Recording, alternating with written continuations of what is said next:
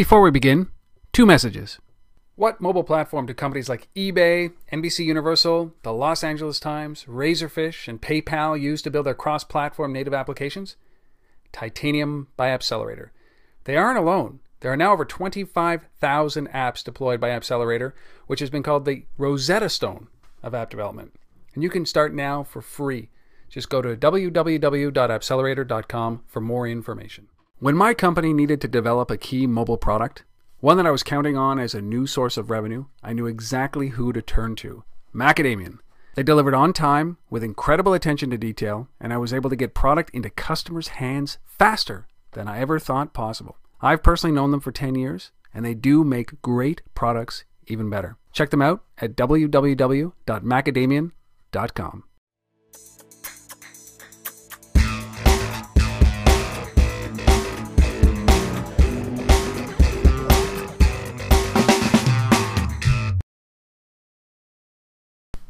Hello, everybody, and welcome to Untether.tv. This is that place you come to each and every day of each and every week to find out how people are building companies in the mobile space, how they're manipulating the existing spaces into mobile, and how they're leveraging this great platform. Well, we call mobile, but smartphones, iPads, the dash in your car, the dash in your kitchen, the dash in your living room, for some good and innovative uses. Today, listen. You know, I used to be a radio listener. Boy, did I ever listen to the radio. Top 50, top 10, radio, certainly talk radio, news radio, you name it, I listened to it. But I have not turned on the radio in my car, I swear to God, since I got my iPad 2.5 years ago, or my iPhone 2.5 years ago. So what is going on in the radio space? There's an innovative company called Triton, and I'm sitting here with Patrick Reynolds, who's the EVP of Marketing for Triton, and we're going to talk about what they're doing in the radio space.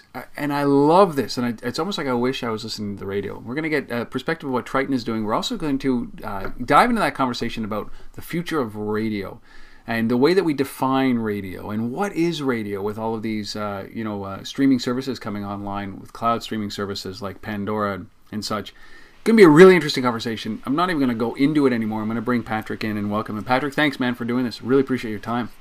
I appreciate the invite and happy to be here talking with you. Well, how cool is space, right? So, what you guys are doing is pretty amazing. I love the innovation of what it is because it just makes sense. When I read the press release about what you're doing, it struck me. So why isn't everybody doing this? So why don't we just start? What are you guys doing at Triton? What do you do there? And we'll jump off there. Well, I mean, in the simplest terms, we provide technology to media companies, and we have a particular emphasis with radio. So that can be everything from hosting their streams and delivering their content to a measurement platform that allows people to know how many people are on the other end of those streams. We have things in our applications and services division like check-in radio that you just mentioned that allows somebody that would formerly have to be the 11th caller can now just use their smartphone and respond to a call from the station and win either, it could be content, could be tickets, could be merch, could be a number of things. So we have we also do ad insertion in-stream as opposed to over-the-air. So I mean, we have a broad array of things, but everything we do is pretty much oriented around making formerly traditional media digital. It's what we've been watching, or what if you listen to what people are talking about, is the crumbling of the old guard, which is nobody needs this band of radio. Like AM died first, so to speak, and now it's just gospel channels, right? And as Springsteen says, gospel channels with lost souls looking for salvation in the AM dial, right? And then there's FM, which was greater quality, but all of a sudden, I don't know if listening or listenership is down in radio. I'm going to assume that the advent of podcasts and streaming technology has wiped out radio. Is that an accurate statement? No, it is not an accurate statement. It seems that there's a lot of friction, you might say, between sort of the new radio and the old radio, and we honestly kind of keep out of that thing. We work with many of the very largest traditional radio companies, your CBSs, your Clear Channels, your Entercoms, Cumulus, et cetera, and we also work with people like Pandora, Slacker, AccuRadio, and a number of the pure play, internet-only radio stations. Yep. But I do think it is incredibly fair to say that radio is changing. You might even say it's sort of molting. It's kind of shedding its skin and it's morphing into something quite different. And it really in no ways diminished, and in many ways it's actually, its offering is becoming enhanced through the application of technology. So I really would not say that it's crumbling. You still find, I'm sure, good numbers for the strongest radio stations. You might say it's possible, I suspect, this isn't really my area of expertise, but I might suspect that technology is killing off the weaker ones. Right. Because if you have a weaker signal, an AM or FM station, and it's competing against a really excellent digital offering, whether it's from a Pandora or even from like an iHeartRadio from Clear Channel, people are going to spend their time where they perceive the best quality of content to be. But I don't think it's crumbling. I don't think it's imminent that in 2 to 5 or 10 years even there'll be no AM FM. It'll all be digital. But I do think it's changing, and right now it's a mix, and that mix will continue to find kind of its own level over time. So why don't we talk about this? There's a slight delay in our audio and our video, so we'll work this through. But why don't we? When you say that it's changing, how are you seeing this changing? Because the way that I consume radio is still coming from a transistor ultimately, right? Like traditional radio stations, the Clear Channels of the world, all of these massive. What Clear Channel has 70 or 75% of the radio stations or the airwaves in the United States. It's pretty massive as a company. But how are they changing the way that they get in front of a listener? Are they changing, or are they trying to change? And are things like podcasts and Slacker and Pandora just kind of showing them the way, and ultimately they're going to dominate? Or is this? Are we witnessing the birth of brand new radio companies or media companies? Well, I think the answer is all of the above. We are witnessing the birth of new companies, but I also think that the older companies are changing. You brought up a couple of really good points there. I think it's important to say that both sides are really learning from the other. I think there's a number of things that Pandora and Slacker see in terms of established best practices from somebody like a Clear Channel or CBS, Entercom, Cumulus, etc., where they say, that's very smart. Yeah. I also think that, without a doubt, the larger traditional companies are looking at the market share that these newer companies are able to gobble up in relatively short order, and are thinking, there's obviously something going on there, and the consumer is voting with their ears. In other words, the online numbers are growing, and this is something to be reckoned with. What's interesting about this is there's really two ways for a tradition. You said we're kind of all coming from an over-the-air sort of based perspective, kind of. So you take a CBS or a Clear Channel as an example. Well, there's two offerings that they have, right? The first is a simple simulcast, essentially, of what's over the air you can listen to via your computer or via your mobile phone increasingly. That's one thing. But if you look at iHeartRadio, for example, it's not a simulcast. It is taking all of the station's content, aggregating it into a big bucket, if you will, and letting people go down the paths that are most interesting to them in a non-station, non-format specific way. So it's very much listener-driven. Yeah. So that's a key difference there. But the other thing is, you have to remember that Pandora, which is clearly the 800-pound gorilla in the streaming area, does not have an analog equivalent. Right. There's no tower to refer to. So they're inventing things very much from a digital perspective, as is Slacker. So, and a number of other people. But Spotify would be another good example.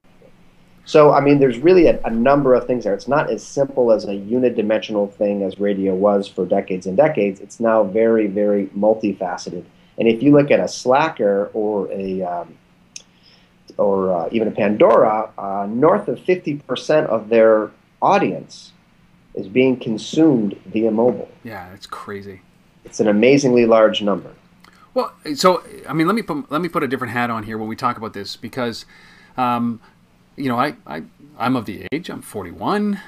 Radio was a very important aspect of my life. Listening to baseball games, listening to radio, listening to music when I was a kid, probably up until the first iPod that I bought. You're consumed on radio. I had a tape deck that I used to record right off of radio. So radio has been very influential.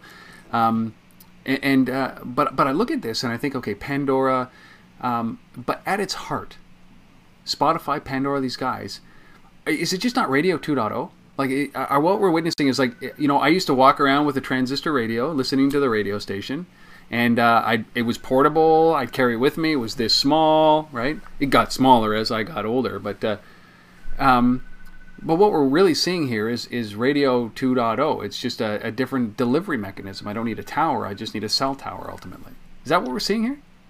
Well, going back to the prior, that's one way. So if you, for example, I grew up in Buffalo, New York, right? So I can listen to 97 Rock in Buffalo when I get a little lonesome from my hometown, if you will. Yeah. So, and in fact, my mobile is very much that portable radio that everybody used to have, right? I literally open it up, and I can go to, like, for example, we have a product check-in radio. I can go to Buffalo, 97 Rock, and listen to it just as though I was there. It keeps me connected to that community, sure. Right? So that's a simulcast of something that is over the air, that is now streaming as well, and it broadens the reach because you can access that from anywhere in the U.S. and in some cases abroad. The second shift, though, is not simulcast, where it's more listener directed. So at the end of the day, 97 Rock, God bless their heart, gives me what they think I want, what's best for me, what I want to hear. Okay? If I go to Pandora or Spotify or iHeart to a degree, I'm co-program director. Right. I feel like listening to Wilco or something in that area, and then from there we can kind of go back and forth, metaphysically speaking, about what I'm going to get. Or in the case of Spotify, literally, I want to listen to these songs exactly. So it actually gets more into the iPod area. So I guess the point is, Radio 2.0 is not a single delivery mechanism. There are a number of ways, and it has more to do with consuming wherever, whenever, however you want, and less to do with what it's simulcast or it's player-based or playlist-based. It's just a new way to consume music. Well, I'm fascinated. So, I mean, how long has Triton been around? Kind of looking at this space. We've been doing this for 5 years as such, and it's really kind of an interesting story. We kind of call it a creation myth here, but you have two guys that are really in competing companies in the traditional radio space. And they basically at the same time come to the conclusion that radio is inexorably at that time moving towards IP-based delivery. It's moving digital. And nobody's really paying much attention to it at that time. Nobody's really saying, well, how are we going to do that? Literally from how will it be delivered, what's the technology that will deliver a stream, to how will it be measured. Advertisers aren't going to know what's going on, ergo they can't spend their money. Who's going to measure that? Right? Who's going to insert ads into the stream that are different than the ones over the air because there are royalty implications and all this other kind of thing. Yeah. So these two guys, God bless their heart, they figured things out very quickly, formed the company, made a series of investments and acquisitions and just straight kind of sweat equity. And we've grown up into a company of about 250 people now over those 5 years, and we're working with some of the biggest people in the business on both sides of the equation around the globe. So they saw this like a, in the distance coming, obviously. Well, many of the radio stations were I mean, I'm still involved with some of the radio stations, and they're just figuring out how to work around this whole podcasting thing. What do they do? We don't want to give it away. We want you to listen in real time. We don't want you to have it access. How do we monetize this? So they're just coming to terms with it now. And these guys were 5 years ago plus thinking about this. Do you think that it was a hard sell back then to say, listen, this is coming, watch out? It absolutely was, and to a degree it still is. I won't lie to you. A burning platform is a really powerful motivator, and 5 years ago, certainly, there was not a burning platform. Yeah. These guys had done it their way for a long time and had been very, very successful doing that. They were making good money. They were held in high regard. It was still a media that was on most buys. And things were really good. And to a degree that is the case today, although I really think that on the advertising side, I think it is really inescapable that those numbers are declining as dollars switch from all traditional media, including radio, to digital. And that has become more of a burning platform where now people are saying, hang on, we're losing money, we're not getting on the buys, what do we have to do? Oh, well, we have to be online. Oh, we have to have the measurement that it takes online. Oh, we have to be able to segment audiences online. Oh, we have to have one-to-one communication online. Oh, we need to let the audience participate too. Instead of us just beaming out to them, we have to be able to receive information back from the audience. So all of these things have made us kind of, very busy in the last couple of years. Well, I mean, what was the vision in mobile? You said 50% of consumption now from some of these major brands like Pandora and Spotify. This is what's really intriguing is that we took radio into the car, and now we've taken it, and we used to take it to the beach with us already, but now we're taking it in a different form in the smartphone format. Was that a surprise to them, or did they see that coming as well? I think we'd be lying if anybody saw the rapid Good adoption. Good answer. Yeah. Smartphones that you've seen now. I don't think anybody ever anticipated that. I thought that they thought inevitably there would be a way that one could stream, if inelegantly, on your phone. I don't think anybody saw the proliferation of smartphone, the proliferation of really good bandwidth, and the way that you could do things elegantly, and in some cases more elegantly than you can on your desktop with your mobile. So we're smart, but we're not that smart. Well, you know what? For me, it was. I think when it hit me very clearly was when I could spend $9.95 a year on MLB.TV and get every single game streamed to my iPhone at the time. First my web browser, then my mobile device, and then all of a sudden it was over for me. I mean, pure radio. I'm in Ottawa, and while we have radio stations, we don't have radio personalities on these stations, right? There's nothing intrinsically of value for me to listen to. So when I saw this, that was the game changer for me. Was I said, okay, radio, for all intents and purposes, the radio I knew it was dead. As I knew it was dead, the new radio that I'm about to embark on is incredible, and it's led rise to TV stations and podcasts like Untether.tv and a bunch of other ones, hasn't it? Is that when you're looking at this and you think, how are you able to compete as a radio station with what used to be a regulated area in a regulated environment in your area, right? Mm-hmm. To now, I mean, in Ottawa we have maybe 9 radio stations, but we have probably 1,000 podcasts emanating from a small city. What has that done to change this landscape?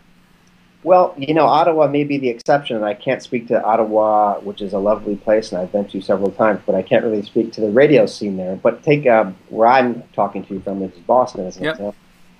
So Boston has literally one of the strongest stations in the country, and certainly the strongest station in the area, in WEEI, which is a sports station.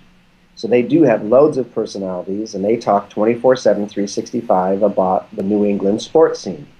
And people bow at their altar. They have incredible content, personalities people respond to. They have an incredibly local spin on things, which I think is really, really important. It in no way feels like a syndicated, program that could be coming from anywhere. You've got guys with accents this thick talking about, the neighborhood bar and, the gossip about various players and such. And it's really compelling stuff. So I think being local and being very topical and to a degree being very narrow makes them very powerful. And I think that's the thing about your program and podcast. The thing that people love about them, especially me, is you can be very, very narrow. I don't want to know about something that's this wide. I want to know about something that's this wide, and I want to go deep. And that's the beautiful thing about digital. And there's a lot of narrowcast stations too. I think AccuRadio does a really good job of this. Where I like alt country, they have an alt country station I can go and I can listen to something very much in one vein, without stuff that I'm not particularly interested in. Right. So I think if you're a wide station without personality, without a lot of localization, that's a tough deal. Because I think this happened, and I think this happened quite effectively during the 90s and early 2000s, before this mobile revolution came along for radio stations, is that they made radio stations efficient hit generators, right? Which was basically, they said, hey, digital for us is great because then we don't have to keep the inventory. We can just queue up 30 songs, hit play, insert some ads. We don't need a DJ. There's no more Johnny Fever, right? There's nobody spinning records. And it kind of took it homogenized the sound of radio across not only the U.S. but across Canada, right? It created mega hits, one-hit wonders, but mega hits, and then that's what they played. And then a feature of radio became, you'll never hear the same song played twice during the workday, during working hours. And that was a feature when back in the day, it was at the whim, right? So, and now we're kind of, you said it so well, is that the future is going to be highly personalized, narrower, local radio for them to succeed, which is a massive shift. It's back to the olden days of radio. Yeah. I mean, is that an accurate picture that I just painted of what happened? I think you have, yeah, and in a lot of ways, this is back to the future, where this is getting back to, guys, how do we come up with really compelling content that people want to hear? And I do think that radio lost its way there a little bit in the last sort of 10 years. It became a bit bloodless, if you will, right? Yeah. It sort of got cold. Yeah. So now you go back to focusing on coming up with incredible content, right? And then I think the second thing is you figure out how to give it to people when, where, and how they want it. They don't have to consume it on your terms. Right. If my schedule is such that I can't listen to your show from 6A to 9A, I can listen to it from 10:17A to 1 o'clock, or whenever I get done with it. Time shifting is really, really important, and it's just greens fees in a digital culture. And if you come from a live broadcast culture, it's a little bit anathema, but I think everybody's wrapping their head around it. And the people that are really getting on that train are doing very, very well. And I think you've summed it up great. You can't just beam out at people one way, one time, and say, catch it if you can anymore. Yeah. People are going to be more demanding and say, I'll take it when I want it, how I want it, where I want it, and you'll give it to me, or I'll find one of these legion of other people out there who will. And that's like, just like kind of mobile has pushed retail back into the hand of the consumer. We are definitely in control as a consumer when it comes to retail now, about research and pricing and all that kind of stuff.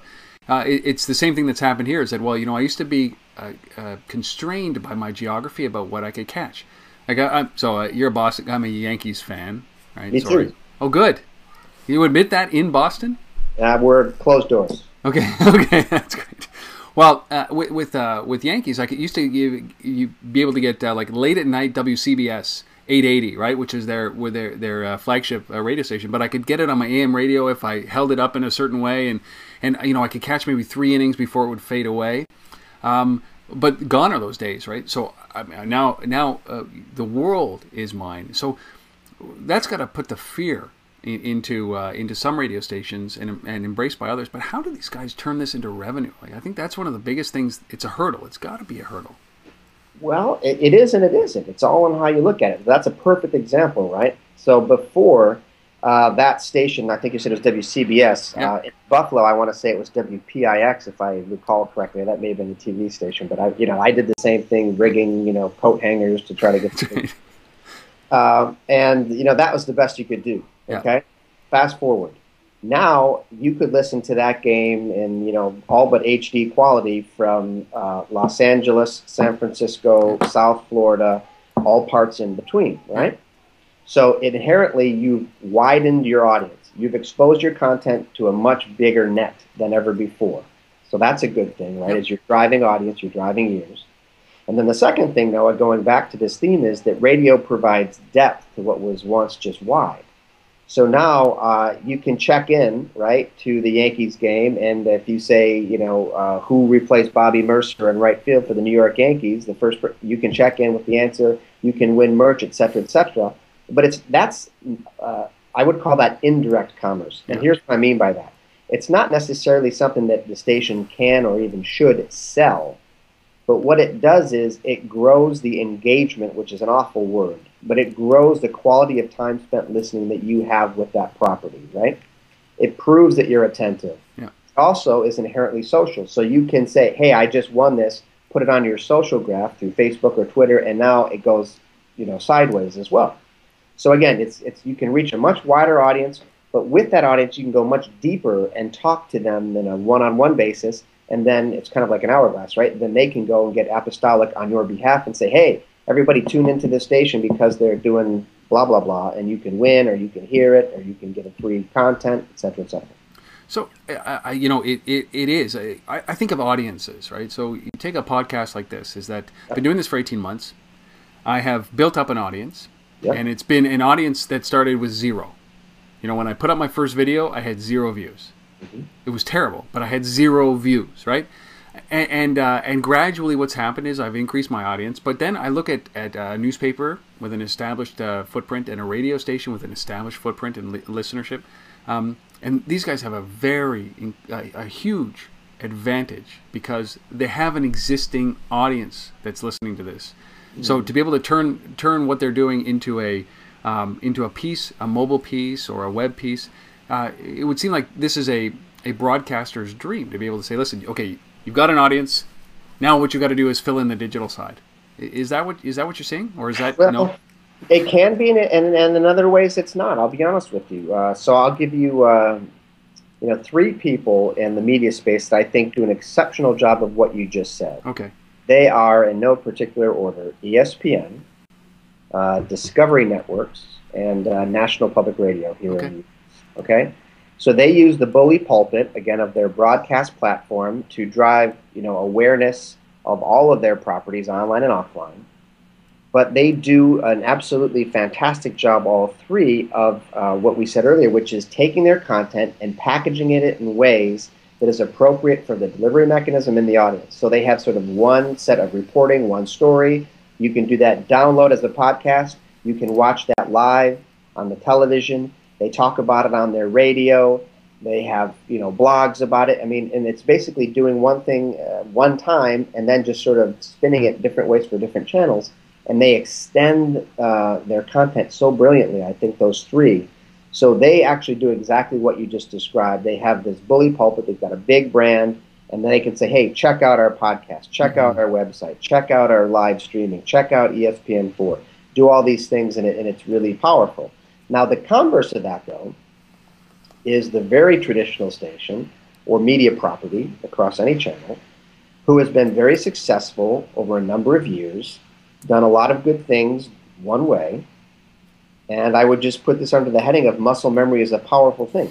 They don't know how to do it another way, and some of them actually do know how to do it. They just flat don't want to do it because they believe in the way that they've done it, or they just don't have the the wind in their sails to do it differently.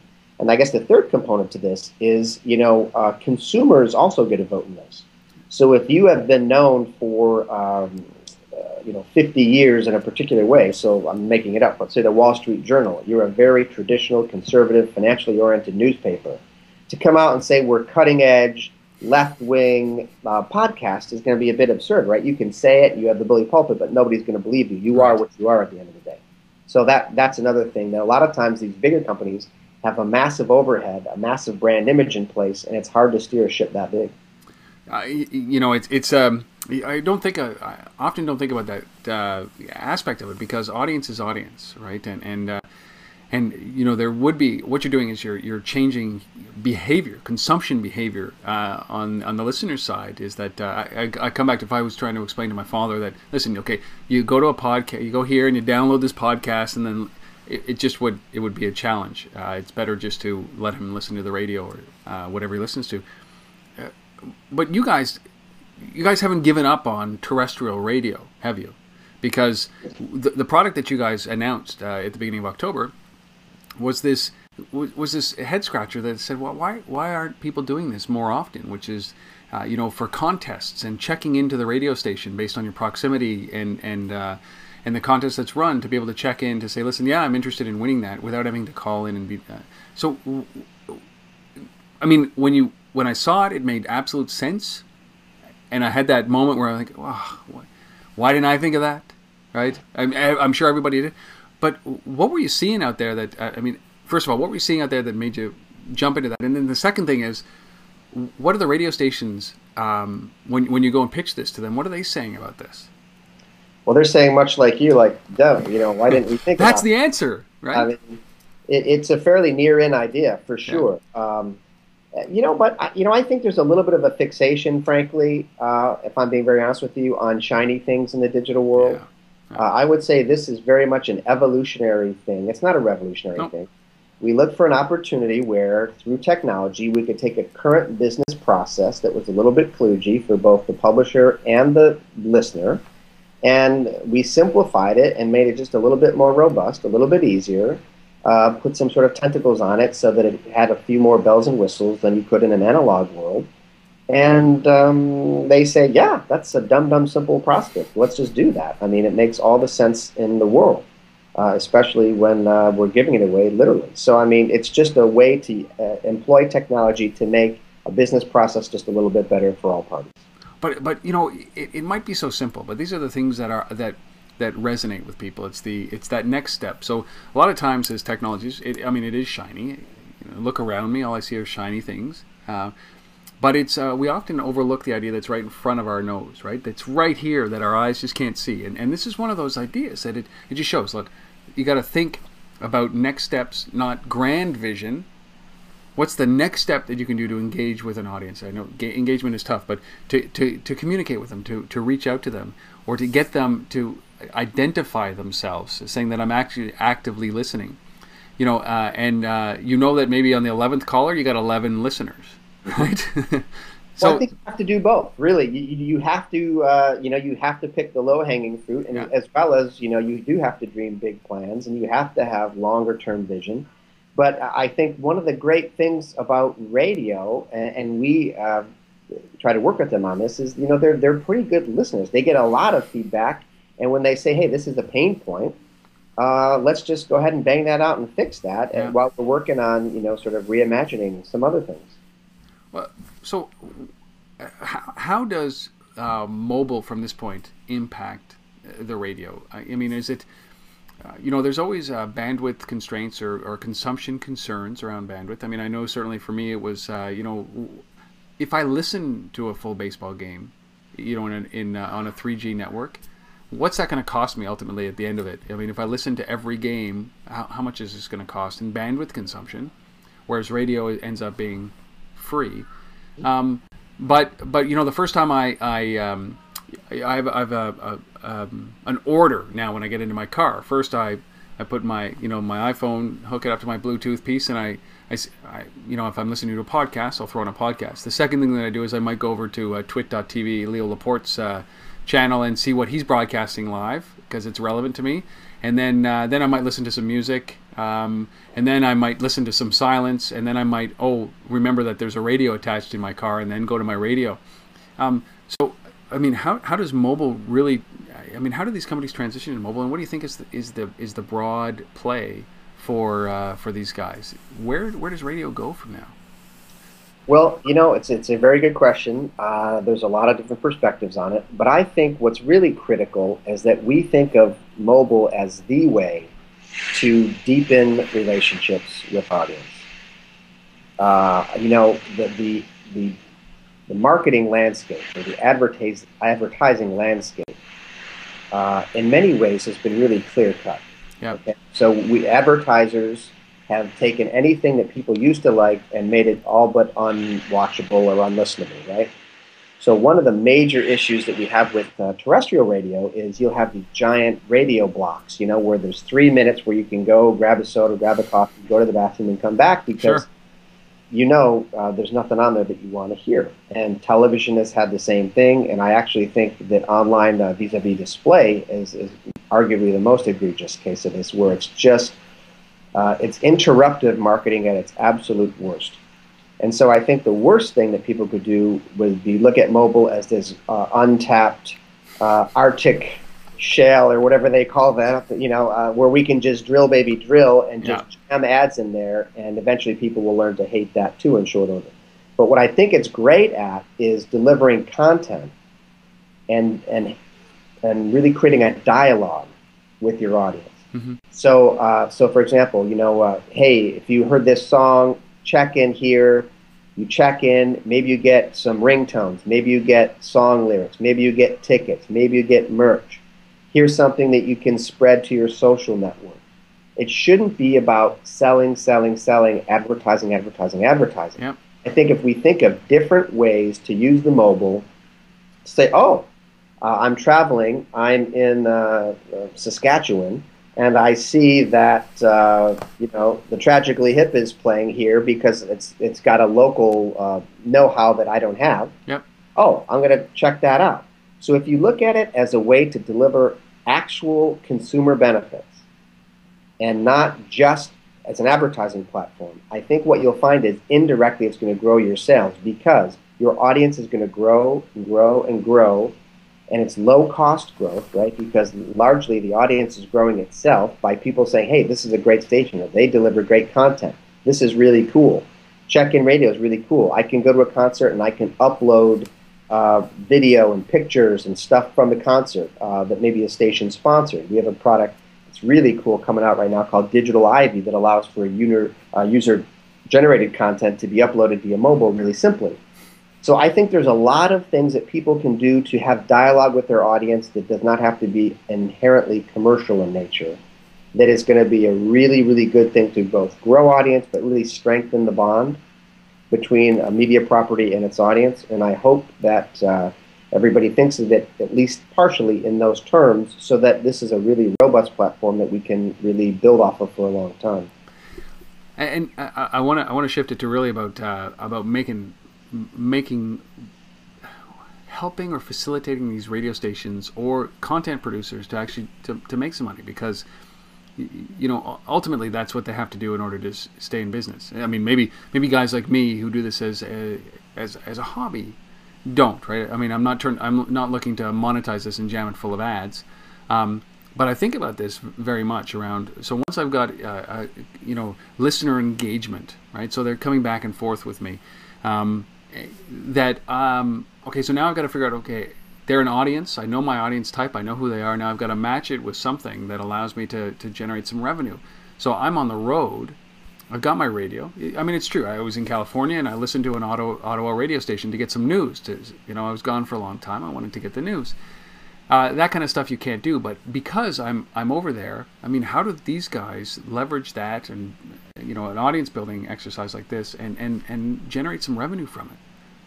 Can they? Well, in that example, you could actually turn the camera around and say, I'm an Ottawan, if that is the proper expression. Sure. Yeah. In California, rather. Yeah.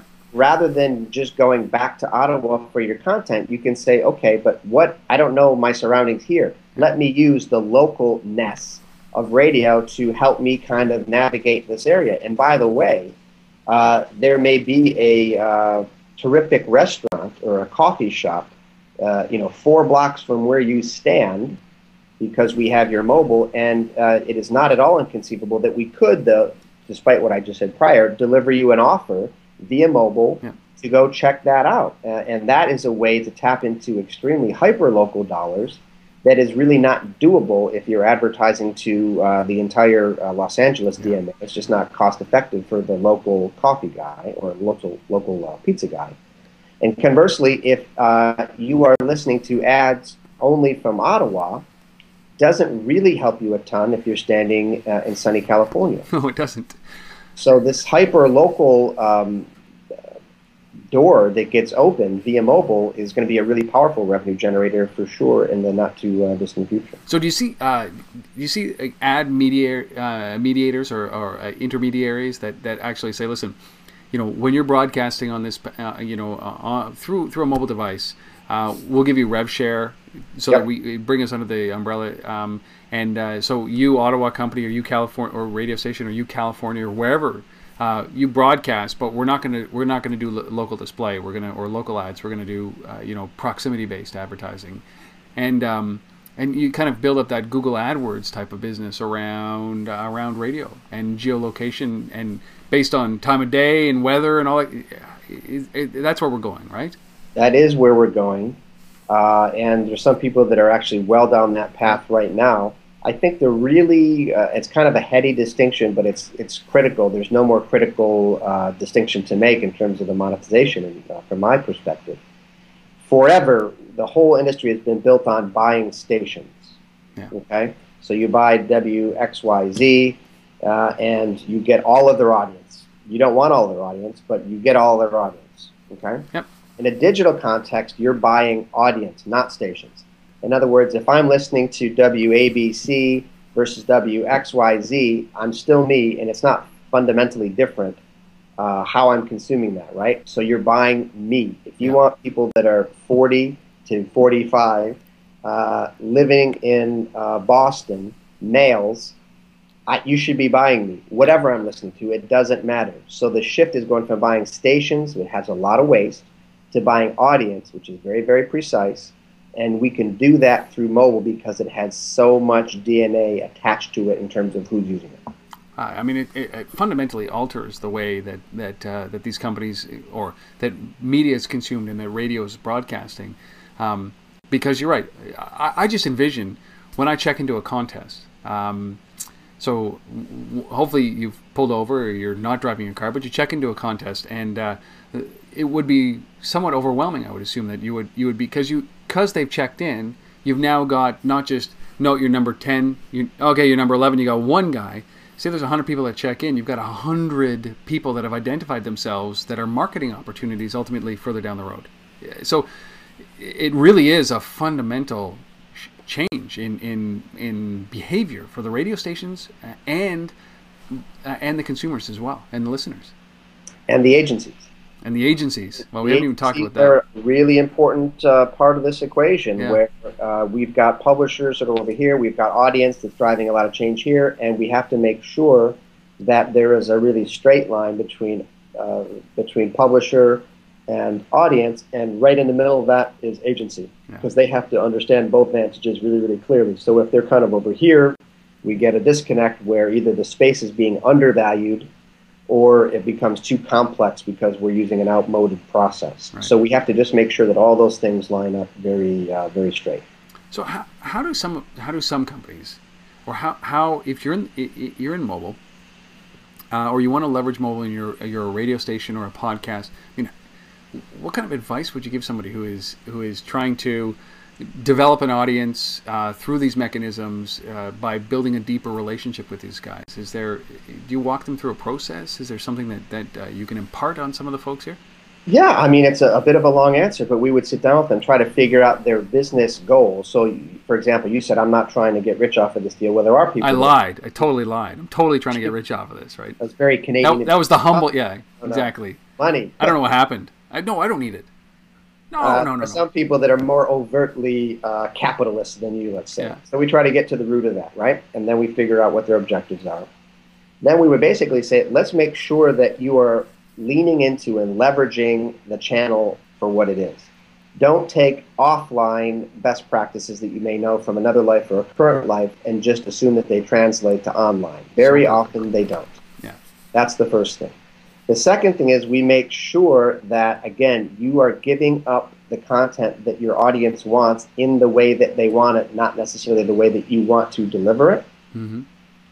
And then we just try to put some rigor around it where there's metrics that you can chart your progress. You said on day 1 I had no downloads. Well, okay, on day 10, how many did you have? Where did those come from? What device were they downloaded onto? Were those male or female? Were they in the US or were they in Canada? You have to get very sophisticated on your analytics so that you can say, this group is responding, that group is not. I can either sort of lean into the group that is or try to address via my content the group that's not, and just put some rigor around it, because the blessing and the curse of digital is you get overwhelming feedback in real time. Yeah.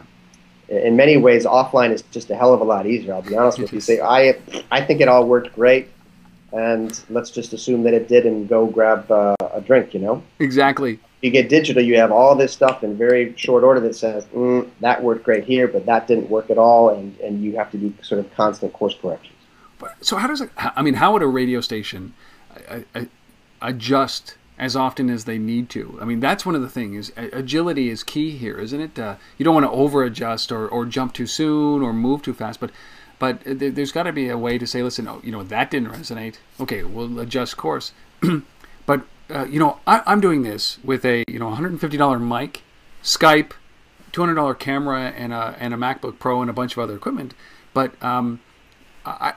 you could literally broadcast from anywhere on any subject, and not have that overhead. So how does a radio station a pivot like this or adjust like this?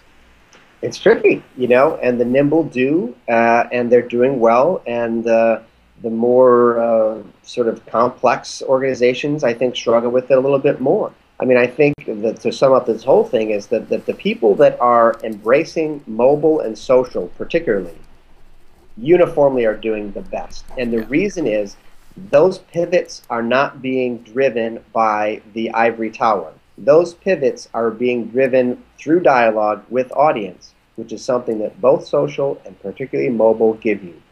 Don't guess about where the audience is wanting to go, or just don't do it on faith.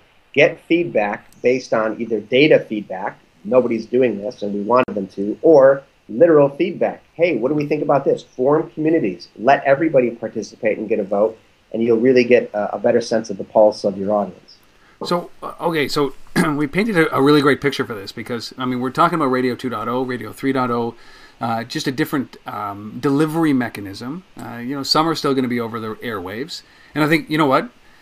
So many people fought and spent so much money on spectrum, right, on wireless spectrum, where, and then all of a sudden what we're doing is we're broadcasting music and talk again, just on a more expensive spectrum. But we already have these AM and FM channels that are more than appropriate for carrying this kind of content, right? Right. So I get conflicted there. I say, well, why do we spend so much money on spectrum just to recreate what we had in spectrum? So let's mix it up a little bit and do something innovative. As you said earlier, don't bring old school thinking into the new school, right? So, I mean, that's where I have a conflict of this. It's like, God, like, we're just doing this again.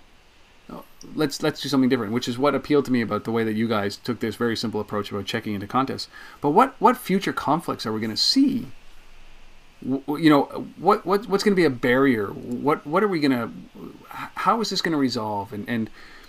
But really, about what are the stumbling blocks or the potential stumbling blocks that we're going to see here? Well, I mean, I think the two gathering storms are audience. That's a better way. That's a better way to describe it. What are the gathering storms? Thank you. Two gathering storms are really audience. And the audience story is you have these pure plays that are now getting of a size that they are shaking the establishment of traditional radio. They are formidable. Do you have any, so these are Pandora, these are Slacker, Spotify outside the U.S. I don't have a line of sight into their U.S. numbers, but I know that they're a monster in the U.K. and abroad. So they're getting audience now that is obviously significant. And if I'm a traditional radio station, they're not exactly what I do, but they're close enough that it gives me pause. Okay. So the hearts and minds stuff of audience is one gathering storm. The second is different but related, and that is hearts and minds of advertisers.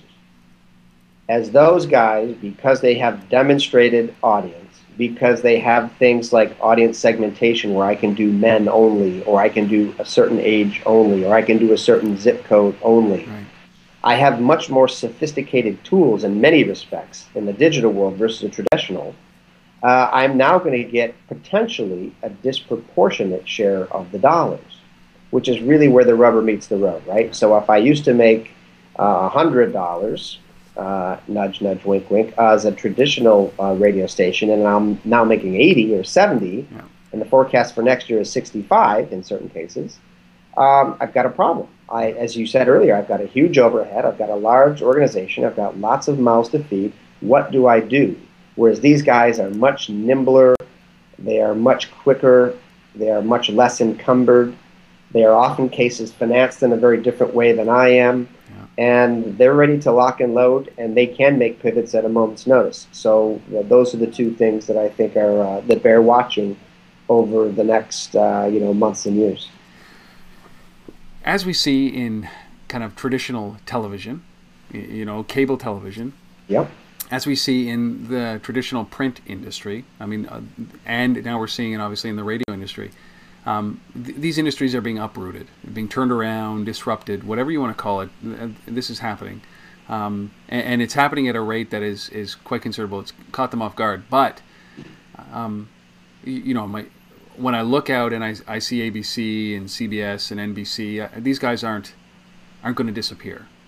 Right, and I see these massive radio conglomerates in the U.S. These guys are not going to disappear. What's their move? Do they walk in here and say, "Look, Pandora, you're mine.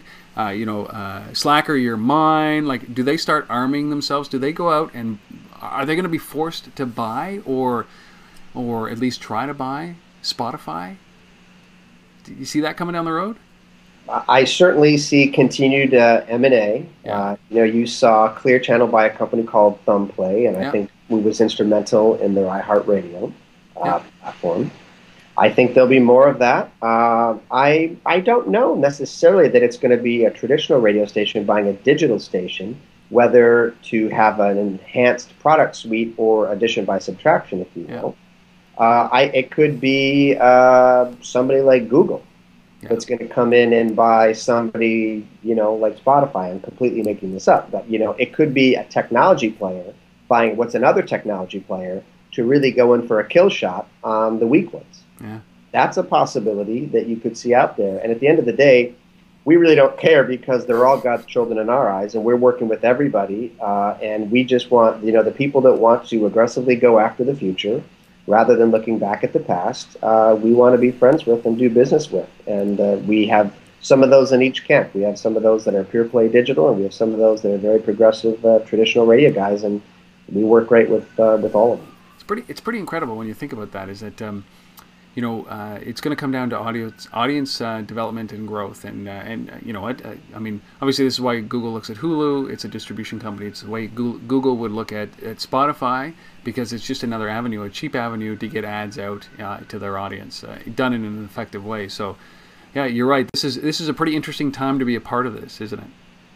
It's very cool. I got into this business because I thought this is going to be a wild ride. I don't have any idea where it ends or how it ends, but I like a good coaster. Yeah. And it's not disappointed. It's got incredible hairpin turns and ups and downs.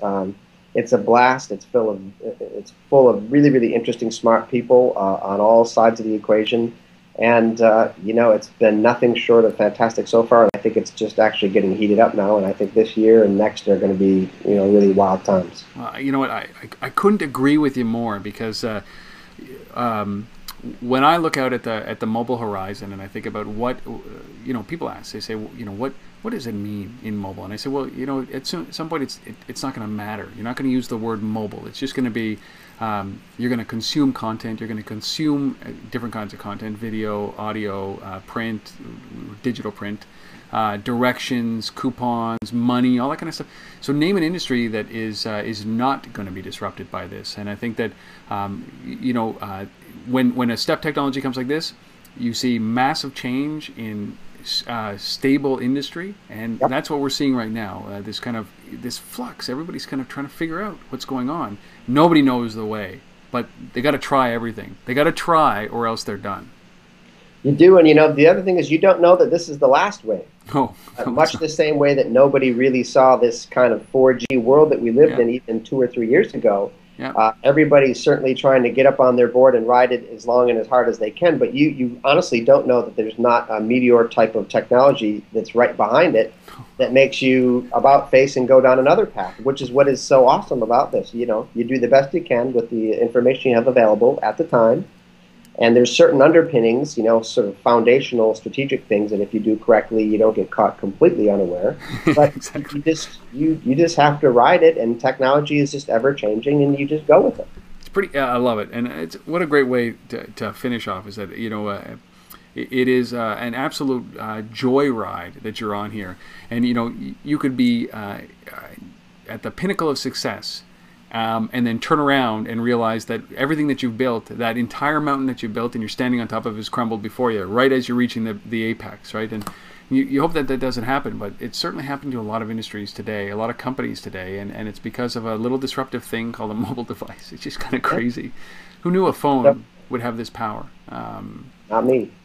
So, Patrick, where can people find, not anybody, right? So at least we got to be honest that I didn't see it, you didn't see it, nobody saw it, and anybody who said they saw it is full of it, right? So now we're just living it, which is the greatest part.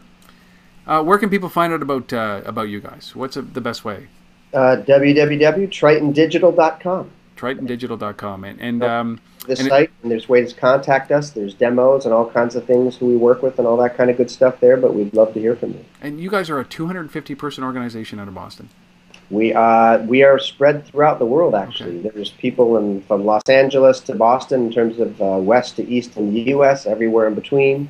We have people in London and Switzerland and Spain and you name it, Asia. We're all over the place. I have one question about this. Are you seeing the same things across the globe, or are we at differing stages? Sorry, you almost got out of here. Are they at differing stages across the globe when it comes to this kind of stuff? They're at differing stages. A lot of the challenges are are common, but there are many that are very unique, and a lot of that has to do with the royalty structures from country to country. Right. Some people have a very definite burning platform to be streaming. Others have a burning platform to not stream because it is financially prohibitive. And so that's really on a country-by-country basis. Everybody's thinking about similar things, but the reality on the ground is quite different from country to country. I can imagine. I figure we can talk about this forever because it's a... And I'll have you back on, Patrick, because we got to see how this thing evolves over the long term, and see if there is a fork in the road or a new technology that comes in or an adjustment that happens in this space. But certainly, who would have thought? I mean, I get excited about newspapers and their opportunities. I get excited about television and its opportunities, and I get excited about radio and their opportunities. And I just wish things. Some of these guys are going to disappear, but I just wish they would kick it up a notch. And that seems like what you guys are doing at Triton is that, helping them kick it up a notch. That's what we're doing. Well, listen, I've been speaking with Patrick Reynolds, who is the EVP of Marketing for Triton. Go to tritondigital.com. Take a look at what they can do. Some great resources up there. And if you are a radio station, if you happen to be listening, or a content producer, you should get in touch with them. And if you're running contests on the radio, just do, I swear, a simple thing about checking into your radio station. Something like that. No-brainer. You just have to do it. It grows your audience. It helps you create a relationship with your audience. Two-way dialogue over radio, unheard of. Unheard of. Unheard of. So listen, Patrick, I really appreciate you doing this. Thank you for your time. I appreciate the time. This has been a lot of fun, and I hope we can come back and see how the story ends. Well, yeah, I think it'll be a long-term story. Thank you guys who are still watching and listening. You know I appreciate the fact that you do this each and every time you do. It might not be every episode, but every episode that matters you guys are listening to. So thank you so much for doing it. If you have any feedback, comments, suggestions, critiques, whatever it is, reach out at untethered@gmail.com. I do respond to every single email that is sent my way, and I really appreciate the feedback and the comments. How's that for two-way dialogue there, Patrick? Is that perfect? That's as far as we get. Thank you guys for watching. Patrick, thank you for participating, and this has been another episode of Untether.tv. We'll see you next time.